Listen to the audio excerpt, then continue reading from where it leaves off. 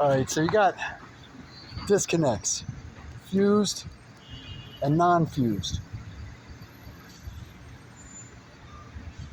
This is a non-fused disconnect, but if you needed to get in here to check power, or if this was one that had fuses in it, man, these white roofs. I wouldn't be able to lay on a black roof like this. I'd be sizzling right now.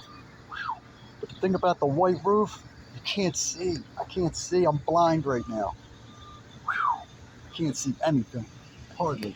But anyway, I hope you can see something that you better take notice on anytime you go into a disconnect. Because whether you like it or not, a certain amount of your survivability of the day does depend on the last guy, which is why you better know what you're looking at. We have power coming up from downstairs right here. And if I follow that power, I'll see that it bugs here and then it reattaches right here. The power that goes out to the unit, that's going up to the line side. Okay, so what's the big deal? The power still goes on and off, right? Yes. Turn this off.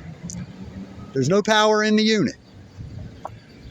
But sometimes we like to tighten these things up. And you should be able to touch this right now with no power. Or if there was a fuse here. I know they make fuse holders, but mine, more times than not, is this. I'll grab a fuse and yank it right on out of there. No, you shouldn't do that. Well worth a $10 fuse puller, okay? But listen, if this was a fused disconnect and you grab that fuse is hot. This is the line side of the disconnect. This is the load side of the disconnect. When power is off, there's power on the line side, but no power on the load side. This is wired backwards. Whoever came in here at one point or another, I can tell you why it got done. It got done because it's big cable, copper's not cheap, and it would reach the bottom, but it wouldn't reach the top. This doesn't make any sense to me because they bugged it. You could have just bugged it on a little bit of a bigger piece and put it up on the line side. So you're gonna see a lot of things that just make you go, why did somebody do that? But the main thing I want you to know is those little things, when you're looking for low freon and voltage problems and those little things that you take for granted, those are the things that'll kill you or give you serious bodily injury, okay? So always on a disconnect, I found one of these years ago. Opened my eyes right up. Whoa.